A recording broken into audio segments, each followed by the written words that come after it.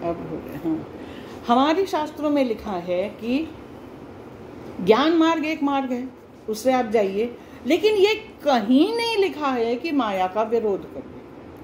अब माया मतलब उसके छलावे में मत आइए, उसकी गलत बातों में आश्रय मत ढूंढिए, लेकिन उसका जो एक लचीलापन है, जो एक लचक है, अरे हमारे जितने भी अवतार, जितने भी भगवान हैं, सब श्रृंगारिक हैं।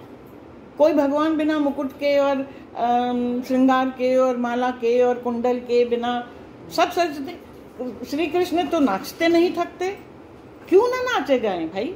सेलिब्रेशन मतलब जब आपने अवतार लिया, जब आप इस धरती पे हैं, अपनी अभिव्यक्ति के लिए इंसान को भगवान ने जो भावना दी है, जानवर तक में है थोड़ी थोड़ी। मोर भी नाचने लगता है, गिलहरी भी उछलने लगती है। तो अपनी खुशी, अपना आनंद, अपना यहाँ तक कि शांति में भी आनंद है।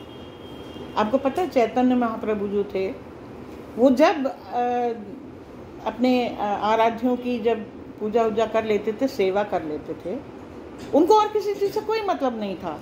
इतना प्रेम उनको अपने भगवान में था कि प्रेम वश आंखों से आंसू गिरते रहते थे। और जब वो इंतहा हो जाती थी, वो मंदिर में केवल नृत्य करते थे। लोग कहते थे बड़ा अजीब आदमी है, हमेशा नाचता रहता है। उसकी इतनी इंतहा थी खुशी की कि दिल में समाती नहीं। तो वो उसका प्रकट करने का तरीका है। तो ये किसने कह दिया और किन किन लेखकों ने ये लिख दिया कि हमारे यहाँ ये चीज़ वर्जित है। अब एक आध पंथ हैं ऐसे, जैसे हठ योग वगैरह है, वहाँ पे ठीक है, उनका अपना शास्त्र होगा, उनके अपने विधान होंगे, तो जो उसको माने वो अपनी जगह है। पर सांसारिक लोगों के लिए ये कहीं नहीं है कि यहाँ तो सौंदर्य की भी पूजा होनी चाहिए, लावण्य की भी पूजा होनी चाहिए, संगीत की देवी है हमारी। हर शंकर जी खुद नृत्य करते थे, वो तो उद्गमी शंकर जी से हुआ है। तो जो जितनी भी कलाएं हैं, कला वाला का मतलब क्या होता है, जो केवल बुद्धि के आधार पे नहीं चलती, जो भावना के आधार पे भी चलती हैं, उसका बहुत महत्व है। और रामचरितमानस में आप जगह जगह पे देखेंगे, यहाँ पे जितने भी आपको वो मिलते हैं ना, एलेगरीज या सिमिलीज या मेटाफर या जो भी चीज़ें इस तरीके की, पेड़ पौधों से मिलते हैं, जानवरों से मिलते हैं, इनेट चीज़ों से, मतलब जो बेजान चीज़ें हैं। कभी पेड़ का जिक्र आ जाता है, कभी पत्थर का जिक्र आ जाता है, कभी पंछी का जिक्र आ जाता है।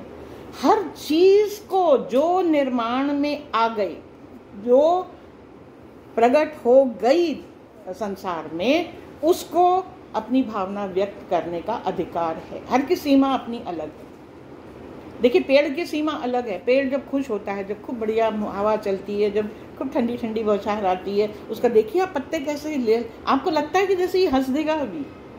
उसकी सीमा है कि वहीं झूम सकता है, अपनी जगह से हट के नहीं चल सकता। तो वो अपनी सीमा में रह के खुशी मना लेता है। हर जानवर अपनी सीमा में रह के खुशी मना लेता है।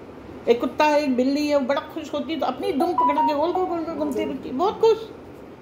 एक इंसान के पास तो ये वाली इस तरीके का बंधन नहीं है।